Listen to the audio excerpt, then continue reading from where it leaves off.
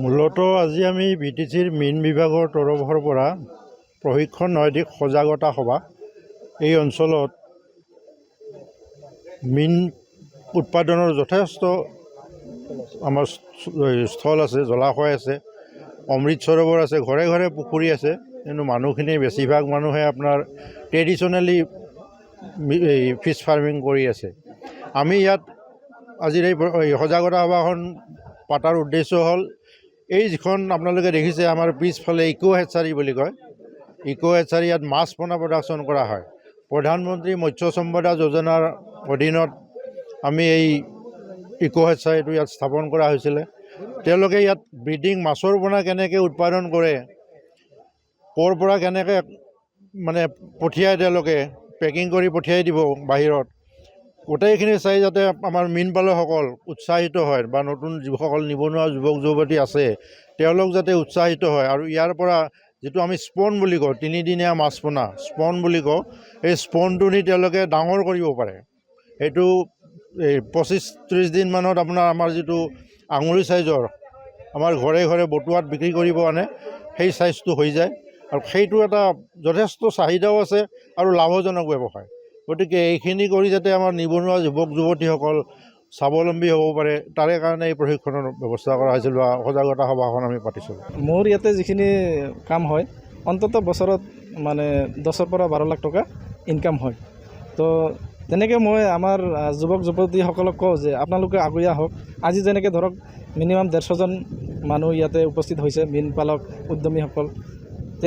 তেওঁলোককো কৈছোঁ আপোনালোকে আগুৱাই আহক, আমি যিমান পাৰোঁ সহায় কৰিম। আমাৰ মহোদয় আছে, বিভাগীয় কৰ্তৃপক্ষ আছে, তেওঁলোকে সহায় কৰিব। মীন পালনেৰে মানে ধৰক এটা পৰিয়াল ধুনীয়াকৈ চলিব পাৰে, ইয়াত কোনো মানে দ্বিধাবোধ নাই। সেইকাৰণে কৈছোঁ আমাৰ চবৰে আহ্বান, আমি যিমান দূৰ পাৰোঁ সহায় কৰিম, বিভাগীয় কৰ্তৃপক্ষই সহায় কৰিব, আমাৰ মহোদয় আমাৰ ওচৰতে, তেখেতে সহায় কৰিব। চাওক, এইবাৰ আমাৰ যিটো BTC চৰকাৰ, আমাৰ BJP BPF এলায়েন্স চৰকাৰৰ আমাৰ ভজন দাস ৰূপে লক্ষী দাস, আমাৰ BTC মীন বিভাগৰ তেখেতে EM, তেখেতৰ যিটো মানে উদ্যমী, তেখেতে আমাৰ একজন মানে BTCৰ ভিতৰত একজন উদ্যমী EM, সেই EM ডাঙৰীয়াৰ মানে তেখেতৰ আহ্বানত, তেখেতৰ যিটো উদ্যম কৰ্মদক্ষতা, তেখেতৰ কাৰণে আজি চাওক এই মীন বিভাগৰ এইটো যিটো প্ৰশিক্ষণ শিবিৰ ইয়াত মোৰ ফাৰ্মত ইয়াতে আজি প্ৰশিক্ষণ এটা হৈ গ'ল। তো ইয়াতে আমাৰ EM মহোদয়ে কৈছেই যে বিভিন্ন আঁচনিৰ জৰিয়তে আমাৰ যিবিলাক ধৰক নিবনুৱা ল'ৰা ছোৱালী আছে, তেওঁলোকক কৰ্মদক্ষতাৰ কাৰণে আজি চাওক বহুত ল'ৰা ছোৱালী বাহিৰত কেৰেলা, গুজৰাট, বিভিন্ন ৰাজ্যত কৰ্ম সংস্থাপন বিচাৰি যায়। তে আমাৰ BTC চৰকাৰৰ EM মহোদয়ৰ এইটোৱে প্ৰচেষ্টা যে যাতে আমাৰ ইয়াৰে ল'ৰা ছোৱালী যাতে ইয়াতে কাম কৰি পেলাই মানে স্বাৱলম্বী হ'ব পাৰে, তাৰ কাৰণে বিভিন্ন ধৰণৰ আঁচনি আছে। আমাৰ কেন্দ্ৰ চৰকাৰৰ আঁচনিৰ পৰা, BTC চৰকাৰৰ আঁচনিৰ পৰা, ৰাজ্য চৰকাৰৰ আঁচনিৰ পৰা, বিভিন্ন ধৰণৰ আঁচনিৰ জৰিয়তে আমাৰ EM মহোদয়ে দিনে নিশাই মানে চেষ্টা চলাই আছে যে আমি আঁচনি যেনেকৈ নহওক আনি পেলাই আমি ইয়াতে ল'ৰা ছোৱালীসকলক স্বাৱলম্বী কৰিব পাৰোঁ। তেনেকৈ ধৰক আজি মীন বিভাগৰ বিভিন্ন ধৰণৰ আঁচনি আছে, যেনে ইকো হেচাৰী আছে, ফিড মিল আছে, আপোনাৰ বায়'ফ্লক আছে। তেনেকৈ বিভিন্ন ধৰণৰ আঁচনিৰ জৰিয়তে আমাৰ ল'ৰা ছোৱালীসকলে, নিবনুৱাসকলে স্বাৱলম্বী হ'ব পাৰে। আৰু আমাৰ মীন বিভাগৰ আমাৰ CSD বিষয়া তেখেতেও ক'লে যে যিমানখিনি আমি সহায় কৰিব লাগে তেওঁলোকে সহায় কৰিব। আৰু প্ৰশিক্ষণ শিবিৰ আমি মাহে মাহে অন্ততঃ ব্লক পৰ্যায়ত, আজি জিলা ভিত্তিত হৈছে ইয়াতে, অন্ততঃ ব্লক পৰ্যায়ত আমি মানে প্ৰশিক্ষণ কেন্দ্ৰ শিবিৰ পাতি পেলাই উৎসাহিত কৰাৰ কাৰণে মানে আগুৱাই যাব। BTC মীন বিভাগ আজি আমাৰ তামোলপুৰ জিলাৰ নাগৰজুলি পৰিষদীয় সমষ্টিত আমাৰ প্ৰগ্ৰেছিভ ফাৰ্মাৰ এজন আছে, অঞ্চল দাস, তেওঁৰ ফাৰ্মত আমি আজি প্ৰশিক্ষণৰ কাৰ্যসূচী লৈছিলোঁ। আৰু এই প্ৰশিক্ষণত আজি আমাৰ এই নাগৰজুলি ব্লকৰ অন্তৰ্গত মোটামুটি 150মান কৃষক মানে মীন পালন কৰাৰ কাৰণে উদ্দেশ্যেৰে তেখেতসকলে প্ৰশিক্ষণ ল'বলৈ আহিছে। আৰু খুব ধুনীয়া এটা প্ৰশিক্ষণ হৈছে আজি। এই প্ৰশিক্ষণত উপস্থিত আছে আজি আমাৰ BTCৰ মীন বিভাগৰ আমাৰ CSD নীলু দাস ডাঙৰীয়া, আমাৰ অসীম বৰা ডাঙৰীয়া আছে। তো আজি এটা কথা কি, আমাৰ মীন বিভাগটো BTCত আমি অলপ পিছ পৰি আছোঁ।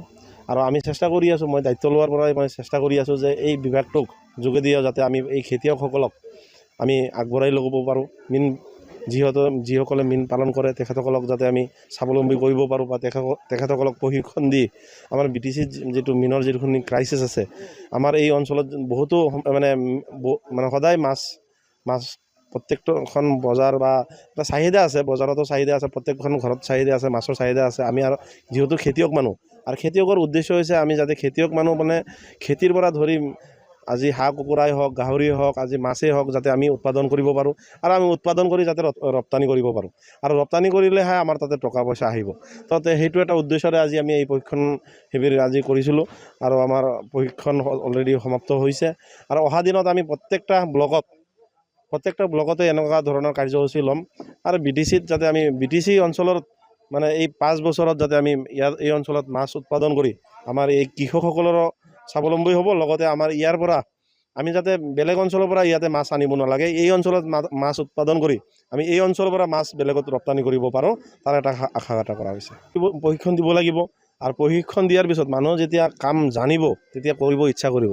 তো আমি তেখেতসকলে একচুৱেলি বৰ্তমান আপোনালোকে গম পায় বহুতো মানে যুৱক যুৱতী নিবনুৱা যুৱক যুৱতীসকলে এই অঞ্চলৰ পৰা চেন্নাই কেৰেলা কাম কৰিবলৈ যায়, কিন্তু আমাৰ ইয়াতে বহুত স্কোপ আছে, আমি ইয়াতে মানে কৰিব পৰা বহুত আছে। আমি মীন পালন কৰি বা আমি খেতি মানে ভাল এগ্ৰিকালচাৰ মানে খেতি কৰি বা পিগাৰী ফাৰ্ম, ডায়েৰী ফাৰ্ম এনেকুৱাবোৰ কামে আমি এই অঞ্চলৰ যিসকল নিবনুৱা যুৱক যুৱতী আছে তেখেতসকলে যাতে বাহিৰত যাব নালাগে, আমাৰ নিজৰ জেগাত নিজৰ ঘৰত থাকি টকা পইচা উপাৰ্জন কৰিব পাৰে, সেই এটা মানে আমাৰ চেষ্টা আছে। আমি যিহেতু BTC প্ৰশাসনত আমি আছোঁ আৰু আমাৰ সদায় ইচ্ছা BTC চিফ তেখেতেও মানে সদায় মানে আগ্ৰহী মানে ৰাইজক মানে ল'ৰা ছোৱালী যুৱক যুৱতীসকলক কেনেকৈ সহায় কৰিব পৰা যায়, তেখেতসকলক কেনেকৈ আগবঢ়াই লৈ যাব পৰা যায়। অসমৰ মুখ্যমন্ত্ৰী হিমন্ত বিশ্ব শৰ্মা তেখেতেও আপোনালোকে গম পাইছে আত্মনিৰ্ভৰ অসম বুলি আঁচনি দিছে, সেই আঁচনিৰ যোগেদি ডায়েৰী ফাৰ্ম হওক মানে যুৱক যুৱতীসকলক আগবঢ়াই নিয়াৰ কাৰণে এটা চেষ্টা চলি আছে। আৰু আমিও এতিয়া মই প্ৰশাসনক মানে আমাৰ যি বিভাগীয় কৰ্তৃপক্ষকো মই অনুৰোধ জনাওঁ যে আমি প্ৰশিক্ষণ দি আমি প্ৰশিক্ষিত কৰি কিনে আমি কেনেকৈ যুৱক যুৱতীসকলক সঠিক দিশত আমি আগবঢ়াই লৈ যাব পাৰোঁ, এইটো এটা আমাৰ চেষ্টা চলি আছে।